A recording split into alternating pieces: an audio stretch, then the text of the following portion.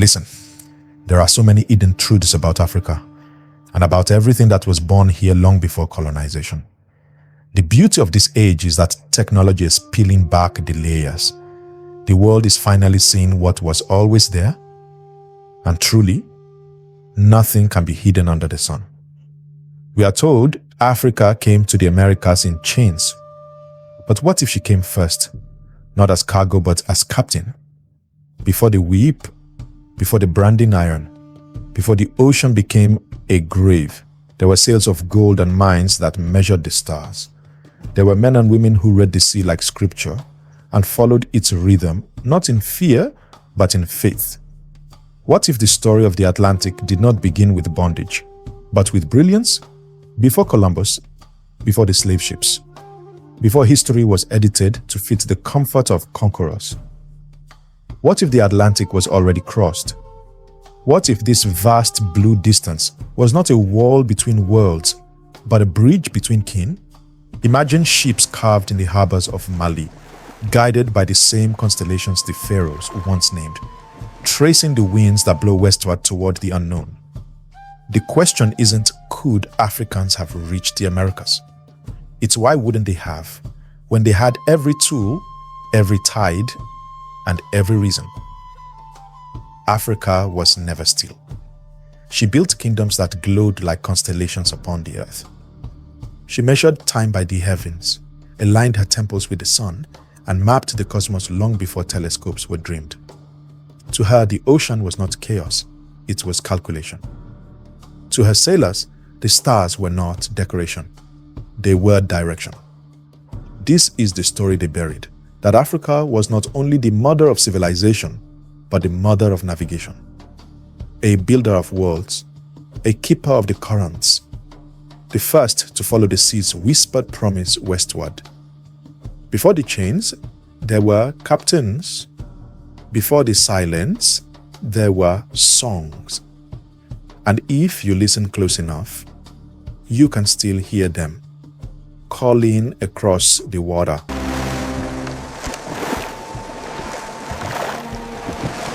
The ocean was never empty. Long before Columbus scribbled his name into nautical history, long before European ships claimed dominion over saltwater routes they barely understood, African civilizations had already laid their hands on the sea, not as victims, but as visionaries. In ancient Kemet, what the world now calls Egypt, maritime knowledge was carved into the bones of culture. The Nile wasn't just a river, it was a living highway, a masterclass in hydrodynamics. But Egyptian navigation extended far beyond its banks. On the shores of the Red Sea, archaeologists uncovered the site of Wadi Gawasis, where remnants of ships lay buried beneath the sand, planks, ropes, inscriptions. These weren't ceremonial vessels. These were seaworthy ships designed for real voyages.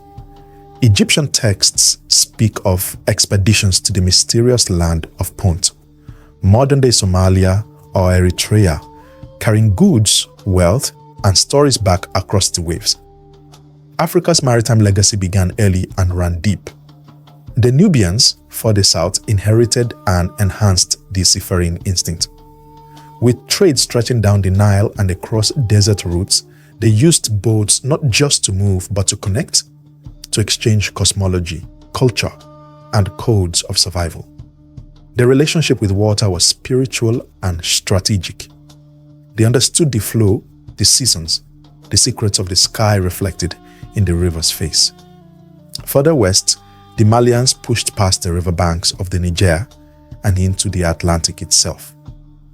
Under the rule of visionary leaders like Mansa Abu Bakari II, Mali was not content to simply trade across land. They studied the tides, built ships of layered planks, waterproofed with native oils, and stocked them with grain, water, and intention.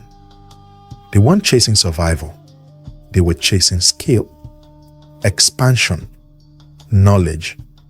Even earlier, the Carthaginians, a powerful North African empire born of Phoenician blood, had already mapped large portions of the Atlantic coastline. Their ships were fast, their charts precise.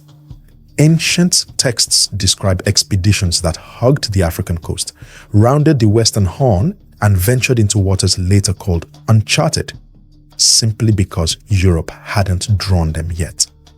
And here lies the truth. Geography itself was on Africa's side.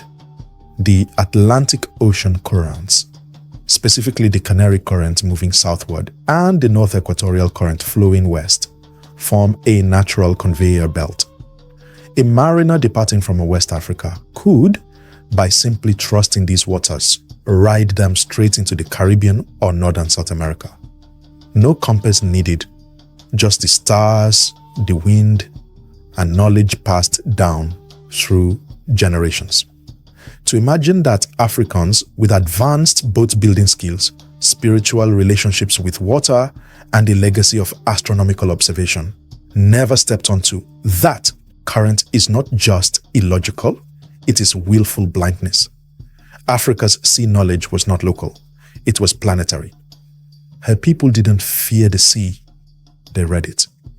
And in that reading, they saw possibility. They saw the unknown not as a threat, but as an invitation. The ocean was never empty. It was ancient, traveled, familiar.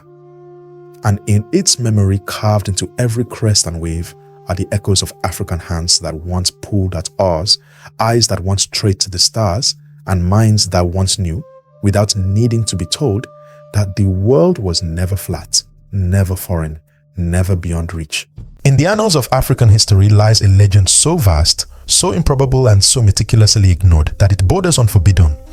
It is the story of a king who gave up the world's richest throne, not for power, but for a question that led to the edge of the ocean and beyond.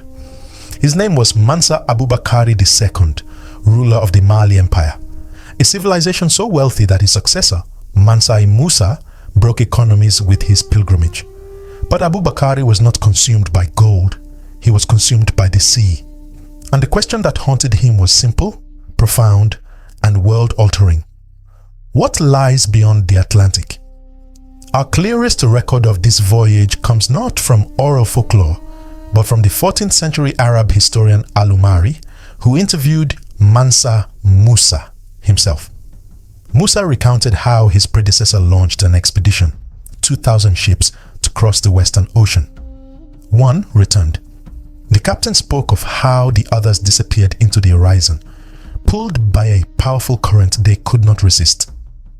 It was then that Abubakari, instead of retreating from mystery, relinquished his throne.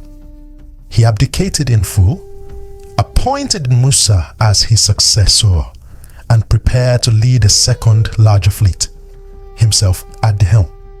Pause for a moment. In an age when most monarchs clung to land, Abubakari gave up everything to chase a truth written on the sea. This was not a myth. This was a geopolitical decision, a scientific inquiry, a spiritual leap. The Mandinka people, his kin, still whisper stories of that voyage, of ships laden with supplies, instruments, griots, and sacred intent. Of a king who vanished into the sunset, not as a runaway, but as a pioneer. These are not tales of failure. They are memories wrapped in reverence. And the ocean itself confirms the possibility. The Canary Current, which flows down the West African coast, joins the North Equatorial Drift, a powerful westward current that flows directly towards the Americas. It is the exact path later used by Columbus, over a century and a half later. The wind and water don't discriminate by flag. They respond to those who listen, and the Malians were listening. Columbus himself noted in his journals that native populations in the Americas spoke of black-skinned visitors who came from the east, trading in gold and metal-tipped spears. In Haiti, early Spanish records mention merchants who arrived in large canoes from the south and southeast, wearing cotton and carrying goods made of a gold alloy similar to those found in West Africa. Even the trails of gold tell the tale. Pre-Columbian sites in South and Central America have yielded gold artifacts with chemical compositions closely matching those from Mali's legendary mines. The techniques of casting, alloying, and detailing also bear uncanny resemblances.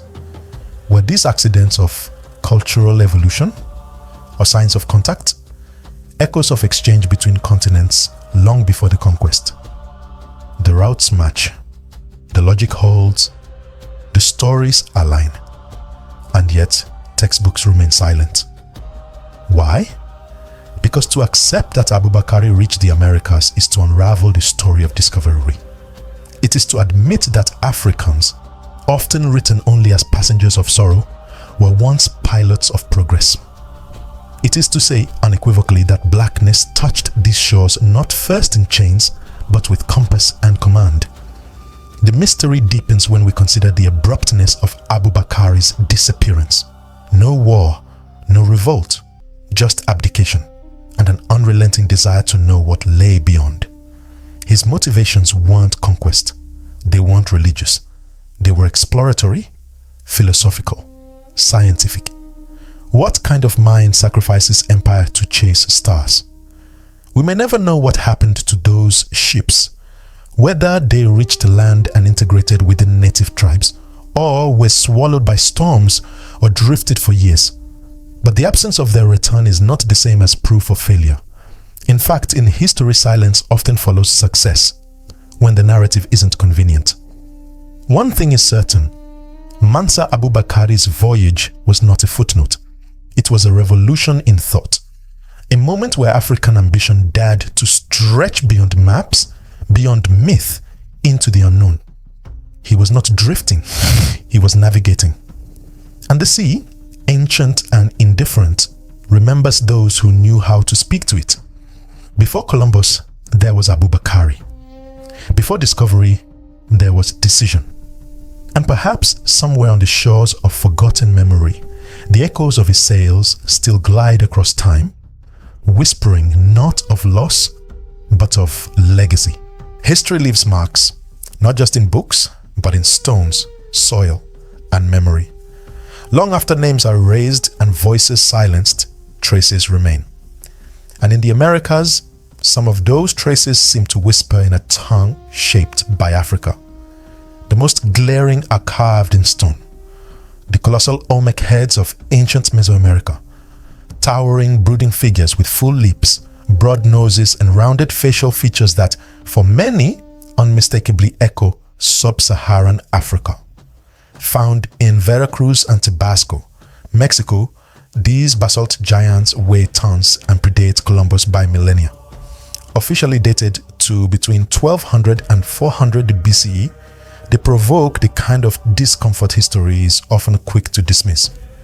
Scholars debate their features as stylized, but for many in the African diaspora, they resemble a face seen in the mirror, not the imagination. Were these sculptures direct representations of African visitors? Or were they symbols of a broader cultural exchange that the archaeological record has only begun to scratch? We may never fully answer, but the iconographic parallels stretch further than faces. In Mesoamerican art, patterns emerge: geometric symbols, textile motifs, and spiritual markings that bear striking resemblance to those found in Nubian and Mandinka traditions. Scarification designs, bead arrangements, even the ceremonial postures of rulers carved into stele mimic West African depictions of divinity and kingship. Coincidence? Perhaps. But patterns are never just decoration.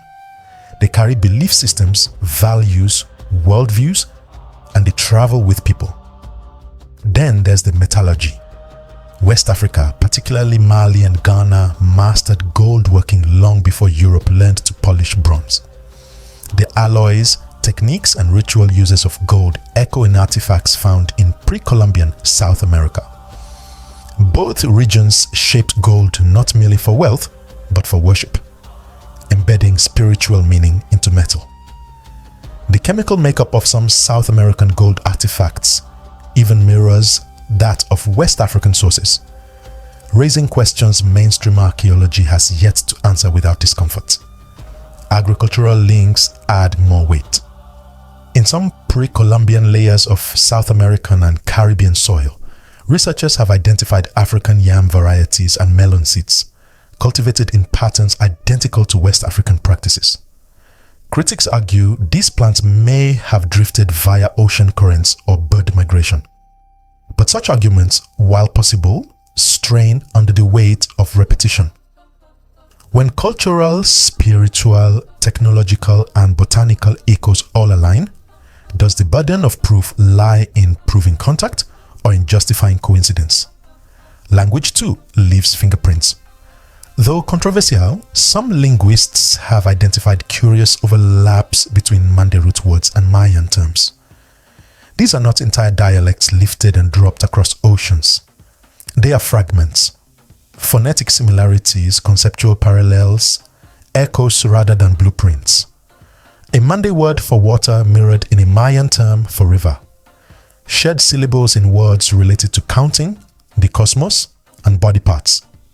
Not enough to rewrite linguistic maps, but more than enough to raise eyebrows. Yet with every piece of evidence, the wall of denial grows thicker. Academic resistance is fierce. Mainstream scholars dismiss most of these parallels as coincidental, speculative, or rooted in Afrocentric bias. They demand carbon dates, peer-reviewed certainty, and unimpeachable archaeological context, while often excusing gaps and assumptions in more Eurocentric theories of contact. This is not a plea to replace one myth with another. It is a call to consider what has long been excluded from the room. Evidence doesn't always arrive in perfect packages. Sometimes it arrives as a mosaic. Scattered stones, half-buried seeds, melodies that linger across continents. Sometimes it arrives too early for those unwilling to see. In truth, the debate itself reveals more than the answer. Why does the suggestion of ancient African contact with the Americas provoke discomfort, while wild theories of Viking settlements, lost Atlanteans, or alien architects are entertained with amusement or intrigue? Why is blackness only credible when cast in bondage? Africa's fingerprints may not fit neatly into the colonial record, but they are there, carved in stone, buried in soil, whispered in syllables, encoded in gold. Traces of presence, waiting not to be believed, but to be recognized. What if these echoes are not accidental?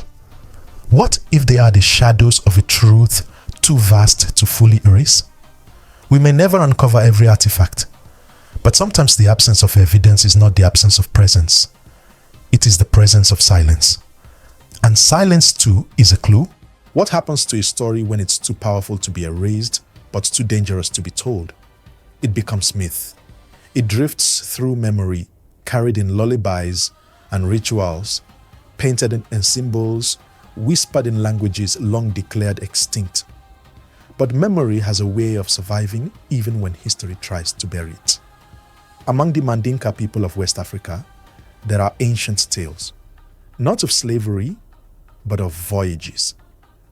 Legends passed from griot to grandchild speak of a great king who vanished into the sea, sailing west toward a land beyond the horizon.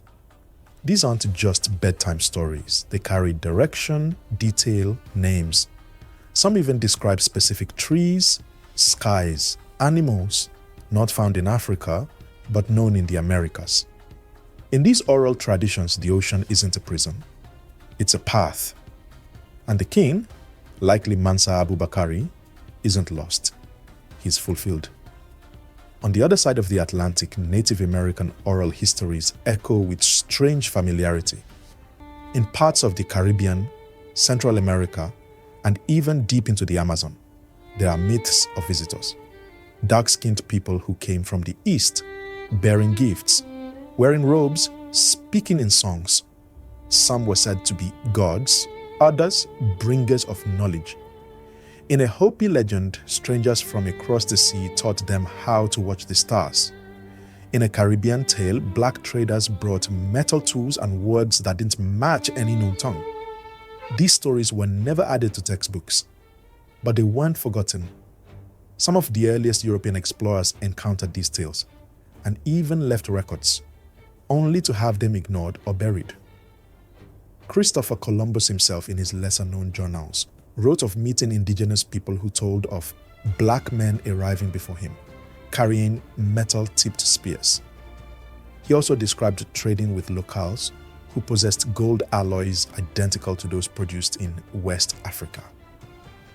These notes are rarely cited, not because they are lost, but because they complicate the accepted timeline. Leo Africanus, an African diplomat and geographer in the 16th century, wrote extensively about African trade, maritime skill, and cultural sophistication. His work was widely read, then quietly pushed aside. His testimony didn't feed the narrative rising in Europe, that Africa was dark, backward, and waiting to be civilized. Leo's voice, too clear, too proud, had to be muted. History is not just what's remembered, it's what's allowed. And in the suppression of these stories, a pattern emerges, not of doubt, but of fear. Why was it so important to erase the idea of African presence in the Americas before Europe arrived? Because it breaks the myth of discovery. Because it reframes the Atlantic not as a symbol of white exploration, but of black ingenuity. Because if Africa touched these lands first, with intent, with ships, with culture, then the entire foundation of colonial supremacy begins to crack. The suppression wasn't only historical, it was spiritual. Consider the Dogon people of Mali, who possessed celestial knowledge that predated in telescopes, maps of the Sirius star system that are still being debated by modern scientists. Now place that beside the Maya, whose entire calendar and temple alignments revolved around Venus, Sirius, and complex astronomical calculations. Two civilizations, oceans apart, both looking skyward with stunning precision. Then look at the concept of Ma'at in ancient Kemet, the balance between chaos and order, justice and power, dualities in harmony. In Incan and Oda Andean spiritual systems, similar dualities governed nature, politics, even the afterlife. They called it Yanantin, complementary opposites. The balance wasn't just moral, it was cosmological. These aren't just philosophical parallels. They are cultural echoes passed in symbols, stories, and stars. The question is not whether Africa came to the Americas. The question is how many times, in how many ways, and why those footprints were swept away. Today, we are taught to separate myth from fact, as if memory cannot contain truth. But for many cultures, especially oral ones, myth is not fantasy. It is preservation. It is how truth survives conquest. And suppression doesn't destroy truth. It only delays its return. What if the myths we dismiss are actually the truths we fear? What if the legends of black visitors, star-mapping kings, and ocean-crossing navigators are fragments of a shattered mirror, each piece reflecting a part of a story we were never meant to assemble? In the silence that followed conquest, memory retreated underground. It became drums, it became dances, it became whispered phrases in mixed tongues. It survived in the ritual and the rhythm. And now, it returns. Because memory never dies, it waits. And beneath the surface of every silent story, it stirs, ready to speak again. They say, if Africans reached the Americas before Columbus, it must have been by accident. Blown off course, lost, drifting. But accident leaves no architecture. Accident does not shape mountains into meaning. Accident does not carve stone to match the stars. Across the Atlantic, in the heart of Mesoamerica, pyramids rise, not just as tombs, but as timekeepers. At Teotihuacan, Chichen Itza, and Tikal, ancient builders aligned the pyramids with astronomical precision. Structures mark solstices, equinoxes, and the rising of Venus. Just like the temples of Kemet aligned to the heliacal rising of Sirius. Just like the pyramids of Nubia, whose angles mirrored those of their Egyptian cousins. Across oceans, a shared obsession with the cosmos shaped stone into calendar and altar. These are not superficial similarities. They suggest a shared architectural language, one that understood that heaven was not separate from earth. African civilizations didn't build to impress. They built to align, to encode cosmic knowledge into brick and geometry. And when you compare these structures, their proportions, orientations, even ceremonial functions, they begin to hum with the same frequency. Builders were speaking to the same universe. Consider metallurgy. West Africans mastered it early. The Nok people smelted iron as early as 1000 BCE. The empires of Mali and Ghana turned gold into spiritual instruments and social currency. In pre-Columbian South America, similar practices emerged. Gold was not just mined, it was sanctified. It was shaped into masks, blades, and ceremonial forms with techniques eerily similar to those used in African societies. These weren't utilitarian objects, they were cosmological tools. Even in agriculture, parallels abound. African terracing, irrigation systems, and crop cultivation techniques find echoes in Andean farming methods. In both regions, knowledge of the seasons was embedded into myth and ritual. Farmers were astronomers. Harvests followed the stars. In some regions of Central America, farming calendars revolved around celestial patterns that mirror Dogon and Yoruba cosmology. Across continents, the ground itself became a mirror of the heavens. Then there's the star maps, knowledge passed not through writing but through initiation. The Dogon of Mali mapped Sirius B, a dwarf star invisible to the naked eye, centuries before it was detected by modern telescopes. They described its orbit, density, and relation to Sirius A with astonishing accuracy. How they knew remains debated. Meanwhile, the Maya developed a lunar and solar calendar so accurate it rivaled any on Earth. They mapped Venus with sacred obsession. Across time and ocean, different civilizations held the same stars in reverence, not for curiosity but for calculation. So why do we still entertain the myth of African drifters? Because it's easier to believe in accident than to acknowledge design. Because to admit intent is to grant intellect. And to grant intellect is to rewrite power. They didn't drift. They navigated with intention. This isn't poetry, it's geography, it's science, it's legacy. The Canary Current and North Equatorial Drift form a maritime highway from West Africa straight to the Americas. Africans had the vessels. They had the astronomical knowledge. They had the cultural will. The only thing they lacked, in the eyes of colonial historians, was permission. Europe wrote Africa as a continent that waited to be discovered, waited to be civilized. But the evidence in stone, in gold, in rhythm and the record says otherwise. Africa didn't wait. She sailed. She built. She remembered. What we call coincidences are often remnants of connection. Repetition across time and geography points not to randomness, but to roots. If pyramids rise in Egypt and Mesoamerica, aligned to the same stars, it is not madness to ask why. If metallurgy, agriculture, and spirituality carry mirrored structures, we must stop pretending they evolved in sealed boxes. To dismiss this as coincidence is to deny centuries of curiosity, movement, and ambition. To cling to the idea of isolation is to cling to a fantasy, one that strips agency from a continent that birthed humanity itself. Africa was not passive, she was planetary. Her children saw oceans not as edges but as invitations. Her builders measured sky and sand alike. Her navigators traced lines from constellation to coastline.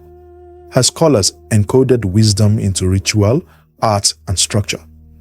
To remember this is not to romanticize, it is to restore, to bring back what colonization tried to erase. Not just people, but possibility. Africa did not drift into history. She shaped it. Not with myths, but with maps. Not by accident, but by design. And some of that design still stands. cast in stone and starlight, whispering across oceans. We built here too. If Africa reached the Americas before Columbus, with ships, with science, with intention, then why don't we know? Why isn't it taught, published, validated in the official canon of global history?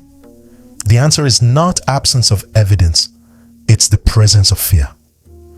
From the very beginning of colonial expansion, the stakes were never just about land or gold. They were about a narrative. Who discovered what? Who built what? Who mattered first? In the 15th and 16th centuries, as European empires stretched outward, they needed a story, a moral scaffolding to justify domination. That story was discovery. The myth was simple and effective. Europe arrived at the edge of the known world and brought civilization with it. Anything existing before was primitive, stagnant, undeveloped. The very idea that Africa, long painted as a place of darkness, could have crossed oceans and touched the Americas first would shatter the foundation of that myth. And so, the narrative was curated. Not debated, not disproven, silenced. Colonial fear of African precedents wasn't just academic, it was existential. If Africans reached the Americas before Columbus, then the so-called Age of Discovery wasn't discovery at all. It was disruption, invasion, theft. It would mean that the New World was never new. It had been touched, perhaps even shaped by people with skin the color of the colonized. That possibility had to be buried. In the 18th and 19th centuries, a more insidious tool emerged: race science. Cloaked in pseudoscientific authority, European thinkers categorized humans into hierarchies, placing themselves at the top and Africans at the bottom. These ideas weren't just cruel, they were convenient. They raised millennia of African innovation. They justified slavery. They rewrote the past to keep power in the present. Any story that contradicted these racial hierarchies, any suggestion that Africans had mastered astronomy, navigated oceans, built empires, had to be dismissed as fantasy or Afrocentric delusion. The silence wasn't passive, it was strategic. Even when evidence surfaced from oral traditions, archaeological parallels, or even the journals of Columbus himself, it was downplayed, discredited, or buried in academic footnotes. Scholars who challenged the mainstream risked ridicule or career suicide. The academy wasn't neutral, it was guarded. And so, generations grew up learning a world where blackness began with slavery, not sovereignty. Where Africa was the continent acted upon, never the actor. Where history was a one-way story of salvation, brought westward by ships flying European flags. But the truth, like the ocean, doesn't forget. Today, as suppressed voices rise and alternative histories resurface, the fear hasn't disappeared. It simply takes new forms. Dismissive headlines, funding cuts, subtle ridicule. But the cracks in the colonial narrative are growing wider. Because silence leaves fingerprints. And when we trace those prints across stone, soil, stars, and stories, we find a trail. A trail not of myth, but of memory. This is not a call to replace one lie with another. It's a call to look again, without fear. Because as the old saying goes, history wasn't written by the winners. It was edited by the fearful. And now, it's time to unedit. The Atlantic is more than water. It is memory. It moves not just with the wind and tide, but with the weight of untold stories. Beneath its waves lie bones and silence. A graveyard of stolen lives. But before it was a grave, it was a bridge. Before it was crossed in chains, it was crossed in choice. Africa did not arrive in chains, she returned in them. But she had crossed before, in ships of spirit, of gold, of genius. The ocean remembers. It remembers the sails of Mali, stretched tight with purpose.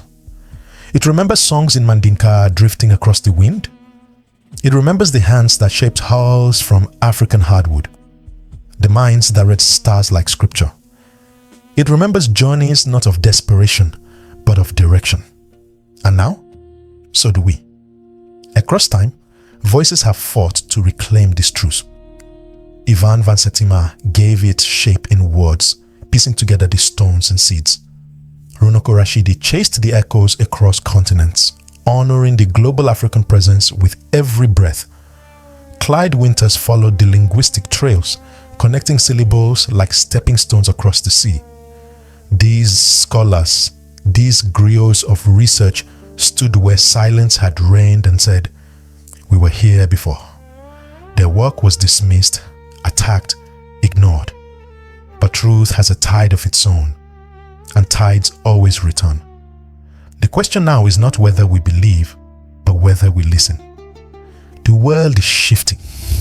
Narratives once buried are rising like sunken ships, and as they break the surface, they bring not just history, but hope. Hope that our ancestors were more than what was done to them.